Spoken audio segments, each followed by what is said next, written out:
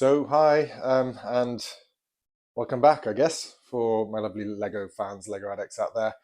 I had a pretty quiet month of January on the channel so far, so I'm really sorry about that. To kind of put it all out there, as you can see behind me, um, January is a really, really busy month in our house. All four of us have actually got birthdays this month, and it's just been crazy. Not only that, my daughter and I had COVID for the second time last week. So, yeah, we were both really quite poorly with it. Thankfully, we're on the way back.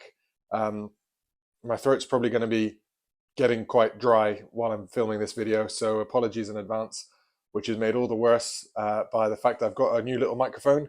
So, I'm hoping that the audio quality on my videos now is a lot better. So, it'd be great if you could give me your feedback as to how you feel that is going on. But yeah, managed to do a little Lego themed birthday party for my son over the weekend. Had a lot of fun with a few kids around the house. Made it quite scary, but managed to put all my Lego away. So luckily they didn't destroy anything. But yeah, we had a couple of little challenges that we did for them, which was a lot of fun. So we did a sort of who had to build the tallest tower. We got a really fun set from Lego as a party sort of planning kit, which was really a lot of fun. So managed to get this one sort of secondhand with the Lego dots. So that was the set here. And basically with that, they got to make a bracelet that they got to take home and a banner and also some cupcakes, which they got to decorate with dots. And obviously dots, not always the most popular thing, so weren't that expensive, but it was great for the kids. Get them busy for a few hours. And another thing that was a lot of fun was that I actually got them to have another build challenge with building a car. So they all had the wheels and the kind of the chassis, the frames and things. And yeah, so they had a quite a little bit of fun creating all sorts of different vehicles. And then basically what we did was we did a little race to see how far they could actually push their cars. Um, and I've got to admit some funny creations here. Um, and yeah, that kept them entertained for a few hours. Um, so hopefully that would be a really good idea and inspiration for other children. So my son's just turned 7, so I think it was sort of the perfect age to kind of have this kind of party, having something a little bit quieter. And you can see my current work, which a little teaser just up here. So I was going to walk you around and show you what I've been working on, because obviously that's the main reason why you tune into this channel in the end. So for all intents and purposes, welcome to my current work in progress. So essentially, I am in the process of creating my display for my second ever Lego show, which will be on the 2nd of March in Bude, down in Cornwall in the UK. And as such, I really wanted to make a castle display, which is something I've been wanting to do for a long time.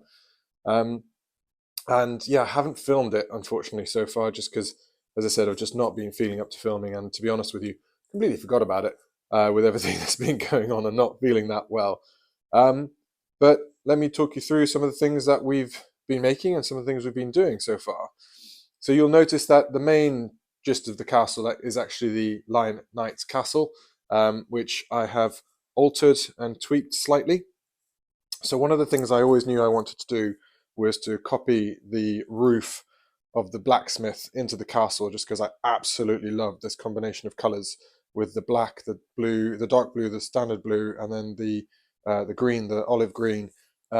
So I knew I was going to kind of replicate that onto the roof, and I've also then tweaked that onto the actual wedge pieces as well. So I've still got one to do at the back. You'll notice, obviously, I've extended it quite a bit in terms of the height. So the actual ladder goes all the way down this rock face. The kids always leaving bits that they're playing with. But you can see, so the staircase actually extends quite a bit down, a few levels down there. So I had to extend all of this out to actually make it match. And obviously there's a big bit missing here. But that's going to be, I think, a throne room is the idea that I think I'm going to do. So I want to make it sort of slightly taller than what it is. Again, adding a similar sort of, possibly just a single slanted roof down there. And then the big addition in the back being the tower. So complete mock that I've created. and I'll walk you through that in a second. Going down, we've got a little field on top with a watchtower looking down onto the sea, and then the idea will be that I have got a little hidden cavern down here. I'm not decided yet if I want to put orcs or maybe the forest men in there, but we'll decide that before the show, which is coming up in a few weeks. And here's a bit more of a look at the tower. So it's not finished yet. The outside build is all done. I'm really happy with that. And my son's been having fun kitting out the little cavern and dungeon and sort of science lab of Magisto down here. And I've actually done it so that the tower opens up. So it's got a little play feature so you can actually get in there. And so far I've not added too much detail. There will be some more detail being added. Just added a little telescope there. The top matching the style of the actual house. So I really like the kind of the black and white look with that. So I basically copied that over. And similarly, so this is the one of the kind of basic tower builds I've tweaked slightly from the 3-in-1 castle. And similarly, so that's normally a yellow kind of brick, and I changed it to be sort of the white and then the cream colour, the light tan colour. I'm just wondering whether I should add more kind of dragon type features on the inside, or potentially sort of royal type features there. And then working on the back, so I'm going to add a little hidden section here, probably with the forest men hideout in that bit down there, so that it actually follows logically across from the dungeons into that bit there. I've still got the grounds to kind of work on there, but so far I'm quite happy with it.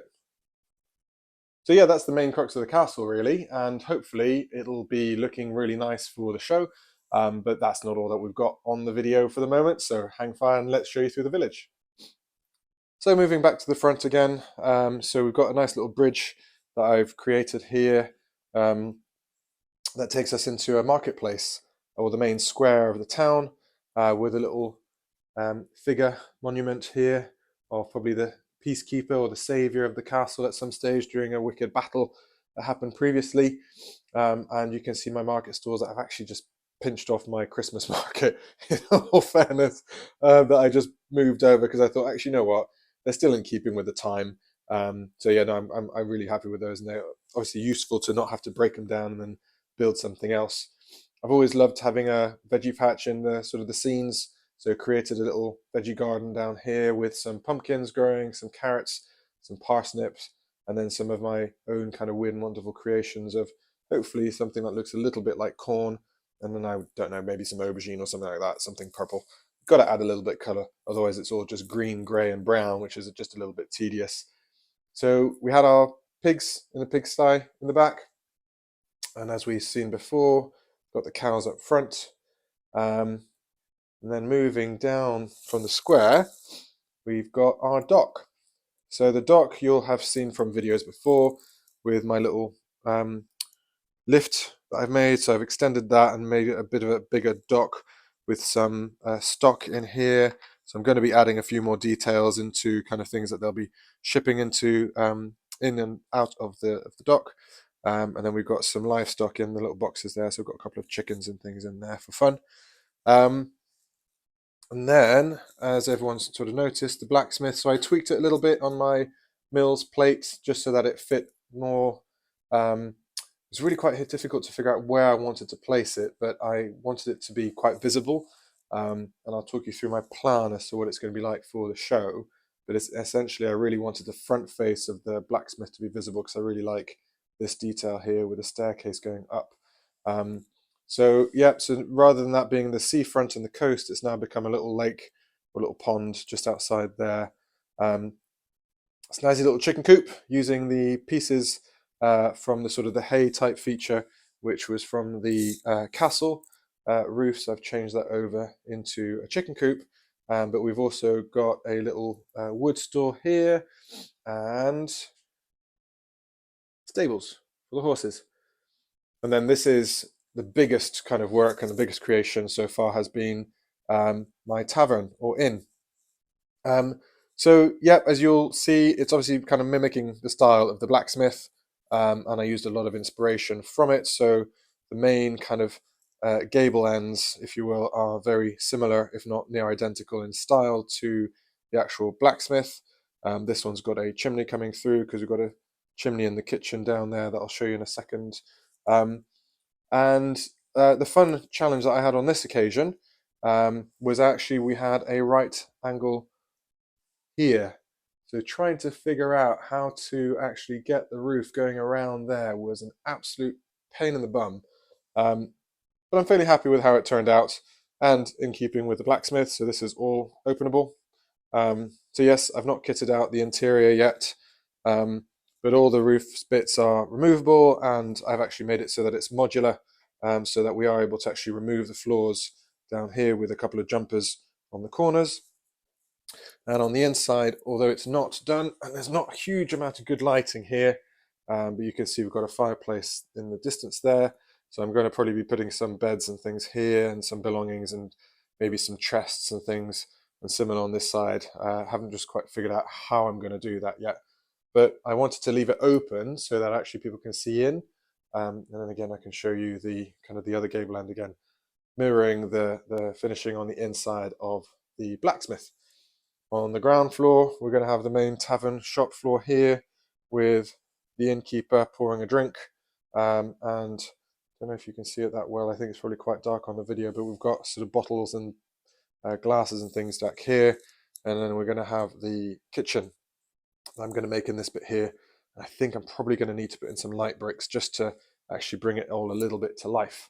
But pretty happy with how things are turning out so far. So yeah, would love to hear what you think.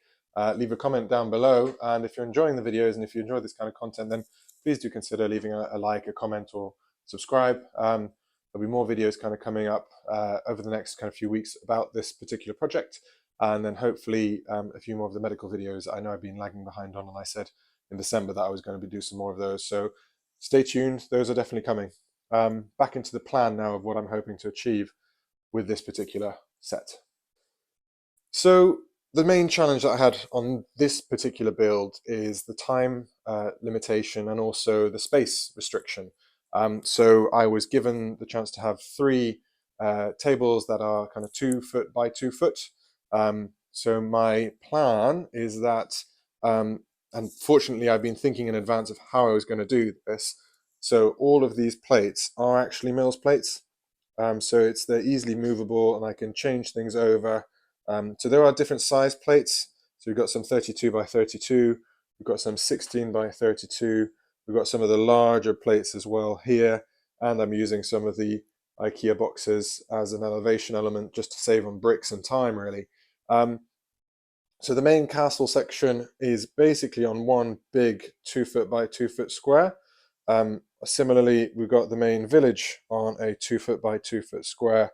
And then the idea is, what I've not done here, which I'm hoping to do in time, is that we're going to have the Viking village on another shoreline up there, and then the Viking ships actually coming into the main harbour here. Whether they're going to come to trade or to invade, who knows? But what I'm hoping to do is actually lay it out in an L configuration so that we can have sort of children and people coming in to stand right here, so they can actually look into the village and into the castle and then see the Viking boats and all that in great detail and get right up close. So I'm just really hoping to be able to achieve this. It's taken quite a bit of thinking and planning and lots of breaking down and rebuilding and changing. But hey, that's the way it goes when you're making Lego scenes, as I'm learning the hard way. But yeah, as I said before, please leave your thoughts, leave a comment. I'd really, really like to hear what you think.